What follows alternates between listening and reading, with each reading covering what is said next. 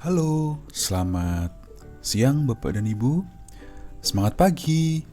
Selamat datang di kelas Kepo Online, kelas pengenalan pola makan online. Di kelas ini akan berlangsung selama 3 hari, dengan materi yang berbeda-beda setiap harinya. Sekarang hari pertama, kita akan belajar mengenai makanan dan manusia zaman modern. Zaman modern itu termasuk sekarang ya, dengan teknologi yang sangat mudah, pemesanan makanan yang sangat mudah. Oke, next kita lihat. Nah, makanan pada zaman modern ini cenderung mudah didapatkan, ya kan? Karena kita bisa dapat dari semua, order online, terus bisa pesan dengan ojek online juga, delivery order dari restorannya, pokoknya mudah sekali didapatkan. Namun yang menjadi perhatian adalah kandungan nutrisi dari makanan-makanan tersebut itu berkurang. Jadi kalau kita lihat dari tahun 1950 ke 1999 itu terjadi penurunan kandungan nutrisi pada makanan. Seperti itu. Makanya kita membutuhkan jumlah lebih banyak untuk bisa mendapatkan kebutuhan nutrisi kita. Misalnya kalau dulu kita butuh 1 potong tomat untuk memenuhi kebutuhan vitamin C misalnya, sekarang kita butuh 2 atau 3 supaya kebutuhan kita terpenuhi, seperti itu. Nah, manusia zaman modern ini bisa digolongkan secara sederhana dengan 2 tipe. Tipe A itu yang sangat memiliki gaya hidup aktif. Tipe B adalah yang gaya hidupnya tidak aktif. Jadi di sini kita akan melihat secara dua penggolongan. Tipe manakah Anda? Kita lihat. Nah, tipe A adalah orang yang paham mengenai pola makan yang sehat. Jadi, walaupun misalnya dia order online, dia tetap akan memilih makanan yang berkualitas tinggi, nutrisinya seimbang. Karena kalau orang itu nggak paham tentang pola makan dan gaya hidup yang seimbang, walaupun dia order online atau dia masak sendiri, dia tetap akan mengkonsumsi makanan yang kurang baik, kurang lengkap nutrisinya, gitu. Jadi setiap orang itu bisa dan paham kalau kita ajarkan. Kalau belajar pasti bisa.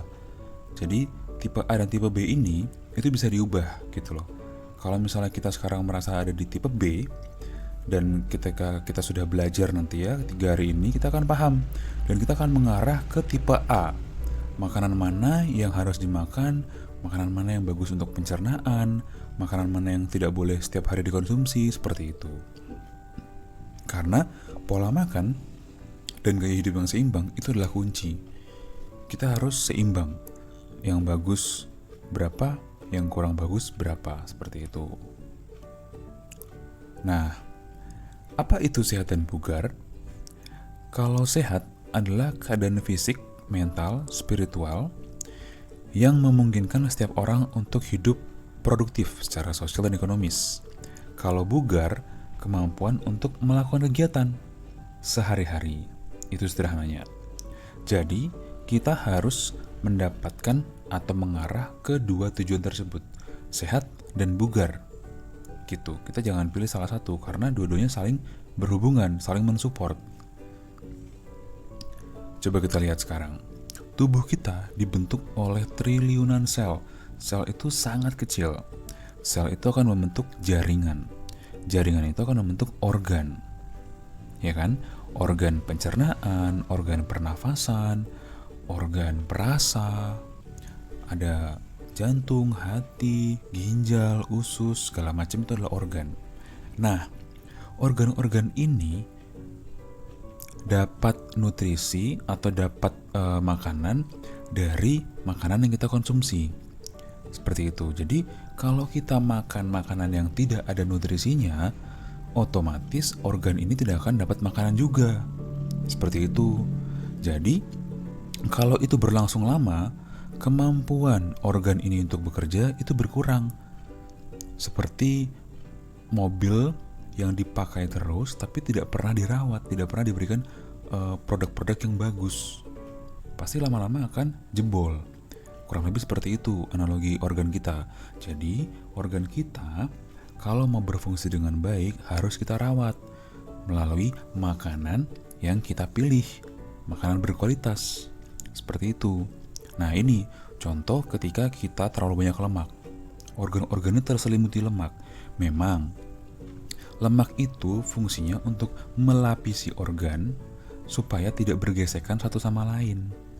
Tetapi kalau jumlah lemaknya berlebihan, itu justru tidak membantu, malah memperlambat atau memperburuk kerja organ. Jadi ketika paru-paru misalnya terlapisi oleh lemak, kemampuan dia untuk memompa itu berkurang. Kemudian ada jantung, kemampuan memompa juga berkurang karena tertahan lemak tadi yang terlalu banyak. Jadi organ itu harus kita rawat juga dengan cara kita mengatur jumlah lemak yang ada di tubuh kita. Dari mana? Dari makanan tentu saja. Jadi kalau kita milih makanan yang bagus, otomatis semua akan berjalan normal. Kalau kita mengurangi goreng-gorengan, santan, minyak jelantah, manis-manis, itu pasti kita akan memiliki performa tubuh yang sangat bagus. Karena kalau misalnya kita tetap mempertahankan pola makan yang buruk, sungguh sangat disayangkan. Kita tidak bisa memaksimalkan apa yang sudah diberikan Tuhan kepada kita.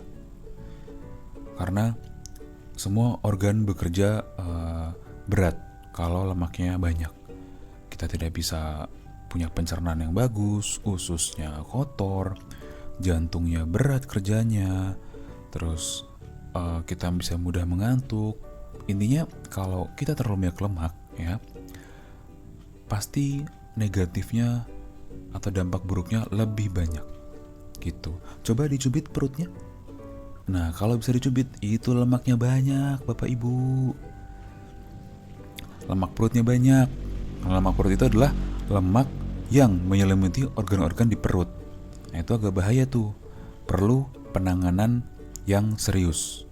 Karena di daerah perut itu kita terkumpul semua organ gitu. Coba ya dicubit perutnya. Kalau lumayan tebel berarti perlu kita tangani. Nah, pembuluh darah ini kan fungsinya untuk mengalirkan darah ke seluruh tubuh. Seperti jalan tol. Kita harus punya pembuluh darah yang sehat. Sehat artinya alirnya lancar. Semua darah mengalir ke tempatnya masing-masing. Nah, kalau kita terlalu banyak lemak, itu bisa menyebabkan iritasi pada pembuluh darah. Ketika iritasi tersebut terjadi, itu akan membentuk plak yang warna kuning itu akan menutup akses aliran darah. Nah, makanya kita sering mendengar ada namanya ring ya, kalau saya tidak salah, itu berfungsi untuk membuka aliran darah atau saluran pembuluh darah tersebut. Seperti itu. Kenapa dibuka? Ya karena tujuannya untuk menormalkan aliran darah. Gitu. Jadi Bapak Ibu, ini adalah dampak ketika lemak di tubuh kita terlalu banyak akan membentuk plak yang bisa mengakibatkan penyumbatan pembuluh darah. Ketika sudah tersumbat, bisa menyebabkan peluang untuk stroke atau serangan jantung. Dan siapa yang mau serangan jantung? Tidak ada, bukan? Oleh karena itu kita harus mulai peduli dengan makanan yang kita makan. Seperti itu. Nah, tulang ini juga memberikan pengaruh yang signifikan terhadap kondisi tubuh kita. Misalnya, kita punya tulang dengan kondisi yang normal, ya. Nah, kita kurang nutrisi, lama-lama kalsium, ya, tidak bisa memberikan nutrisinya terhadap tulang sehingga kita memiliki tulang yang kurang kuat. Kalau kita memiliki tulang yang kurang kuat ditambah berat badan kita obesitas, itu akan sangat memberikan dampak negatif karena seperti kita rangka mobil yang sudah soak diisi karung beras pasti akan jebol kan. Seperti itu. Kemampuan tubuh kita untuk menopang berat badan itu sangat dipengaruhi oleh dua hal tadi, bebannya dan kepadatan tulangnya. Seperti itu. Jadi kalau misalnya kita terus-terusan memiliki berat badan yang sangat besar, otomatis tulang kita akan bekerja lebih berat. Yang paling sering dirasakan adalah lututnya. Lutut kita cenut-cenut. Nah, siapa Bapak Ibu yang pernah merasakan lututnya cenut-cenut? Itu indikasi bahwa tulang kita bekerja sangat keras menopang tubuh kita. Coba misalnya ada atlet sepak bola atau orang yang punya gaya hidup sehat, nggak pernah pasti cenut-cenut, kecuali cedera ya. Karena memang berat badan dan tulangnya itu seimbang. Seperti itu. Nah, sekarang seperti yang saya bilang tadi, ketika tadi dicubit perutnya ada yang tebel-tebel, sekarang kita ukur pakai pita meteran jahit. Jadi ini maksimal ya. Kalau pria 90 cm, kalau wanita 80 cm, tapi ini maksimal. Kalau di bawah ini bagus, sangat bagus. Artinya lemak di bagian perut itu tidak banyak. Walaupun memang tidak bisa dijadikan patokan utama, tapi setidaknya kita tahu kondisi kita ada di mana. Seperti itu. Jadi kalau misalnya yang pria, bapak-bapak nih 90 cm, kalau kelebihan, nah itu, mohon maaf Pak, tolong dikurangi. Nah, untuk yang wanita, ibu-ibu, kalau sudah lebih dari 80 juga harus dikurangi, karena target kita adalah kita ingin punya badan yang sehat, ingin melihat cucu, menggendong cucu. Kalau misalnya kita punya cucu tapi badan kita nggak kuat, kan sayang gitu. Nah, ini IMT, ini indikasi kedua setelah lingkar perut tadi ya. Kalau IMT kita cuma perlu berat badan dan tinggi badan. Rumusnya berat badan dalam kilogram dibagi tinggi badan dalam meter dikali tinggi badan dalam meter. Nanti akan muncul angka. Nah, angka tersebut bisa membuat kita paham kita sedang ada di golongan apa. Misalnya, kalau angkanya keluarnya di bawah 18,5, artinya kita kalau dari klasifikasi WHO, kita berat badannya kurang. Kalau di antara 18,5 dan 22,9, itu berat badannya normal. Lalu ada yang kelebihan berat badan, overweight, 23 sampai 24,9. Nah, kalau sudah di atas overweight, berarti dia masuk kategori obesitas tingkat 1 di 25 sampai 29,9. Kalau sudah di atas 30, Bapak Ibu bisa masuk ke obesitas tingkat 2. Situ sudah level maksimal. Jangan sampai ke obesitas tingkat 3. Harus dikurangi gitu. Kalau dari nasional adanya kurus, normal, dan gemuk. Tapi saya pribadi menyarankan kita lihat dari tabel WHO karena lebih detail dan kita lebih tahu kondisi sekarang kita seperti apa. Seperti itu Bapak Ibu. Baik, sekian dan terima kasih pelajaran hari pertama.